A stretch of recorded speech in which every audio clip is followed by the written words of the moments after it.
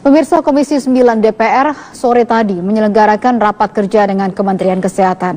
Dalam raker ini DPR menanyakan masalah vaksin palsu yang merisaukan masyarakat. Nah, hari ini kita minta ini jangan dianggap sepele, lalu dikatakan dampaknya relatif tidak berbahaya. Begitu ada namanya vaksin palsu, semua orang mengatakan dan berasumsi pasti itu berbahaya.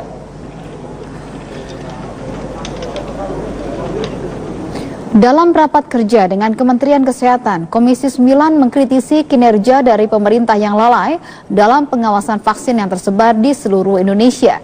Penanganannya pun dinilai lamban dan kurang tepat karena cenderung menggampangkan persoalan. Anggota Komisi 9 mencecar Kementerian Kesehatan dengan pertanyaan seputar kandungan vaksin palsu dan dampaknya bagi kesehatan anak. Raker ini sesuai jadwal terkait dengan pembahasan anggaran. Namun karena vaksin palsu marak di mana-mana, DPR dan Kemenkes pun membahas masalah vaksin palsu ini. Ketua Komisi 9 DPR RI Dede Yusuf mengatakan kasus vaksin palsu bisa jadi ujung dari gunung es karena begitu mudahnya membuat vaksin palsu. Dan menurutnya pemerintah harus melakukan penelusuran kasus vaksin palsu ini.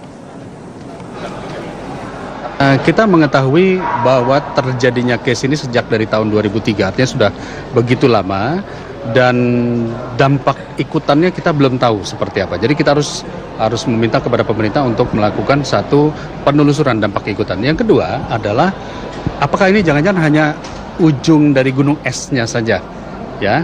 Karena kita bisa melihat bahwa dari tersangka yang didapatkan ini ternyata dia membuat produksinya dengan sangat mudah. Nah, bagaimana dengan industri-industri berskala besar lainnya, mafia-mafia obat-obatan yang lain yang mungkin bisa membuat dalam skala yang jauh lebih besar.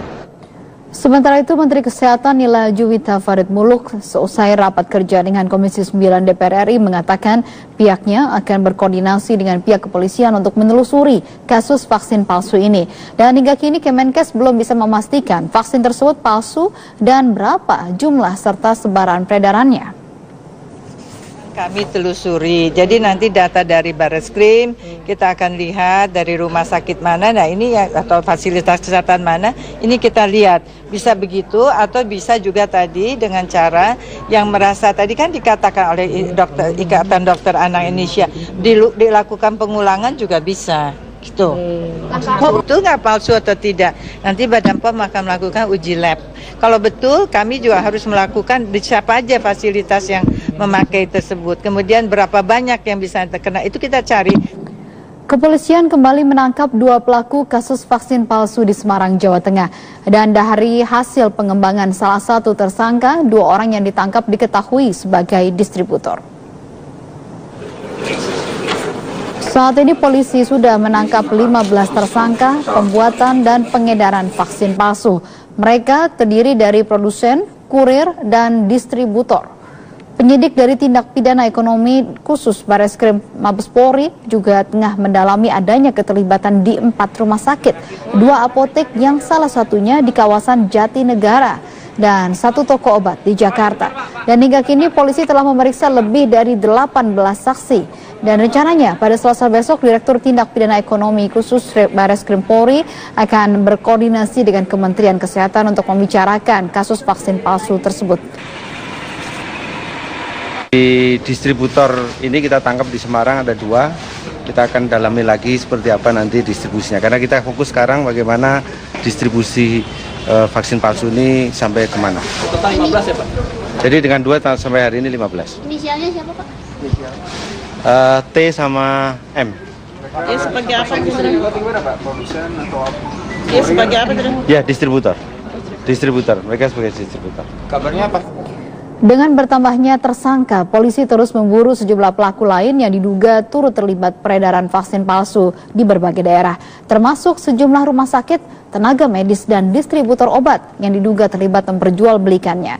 Sementara itu, Yayasan Pemberdayaan Konsumen meminta Kementerian Kesehatan untuk bertanggung jawab karena lalai mengawasi peredaran vaksin palsu selama bertahun-tahun. Dari rumah di kawasan Pondok Aren, Tangerang inilah praktik pemalsuan vaksin akhirnya terungkap. Polisi menemukan barang bukti ribuan botol vaksin palsu. Di antaranya vaksin campak, polio, hepatitis B, tetanus, dan BCG. Penyelidikan awal polisi menemukan fakta bahwa pemalsuan vaksin sudah terjadi sejak tahun 2003 dan menyebar di Banten, Jakarta, serta Jawa Barat. Para pelaku memanfaatkan botol-botol bekas vaksin asli. Botol bekas vaksin ini kemudian diisi dengan larutan dengan gentasimin, sejenis obat antibiotik dengan dosis sekitar 0,5 cc. Dari kandungan dan dosisnya, dampak vaksin palsu sebenarnya relatif tidak membahayakan.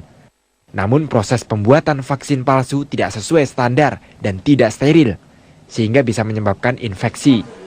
Meski demikian, gejala infeksi bisa muncul sesaat setelah imunisasi dan tidak menyebabkan infeksi jangka panjang. Salah satu dokter dari Yayasan Pemberdayaan Konsumen, Marius, mengungkapkan vaksin palsu leluasa beredar karena sekilas sulit dibedakan dengan vaksin asli. Meski sulit dibedakan, namun jika diperhatikan dengan seksama, vaksin palsu bisa terdeteksi. Bentuk kemasan vaksin palsu biasanya lebih kasar. Nomor produksi yang tercantum tidak bisa terbaca jelas, dan tutup ampul juga berwarna berbeda dari botol aslinya.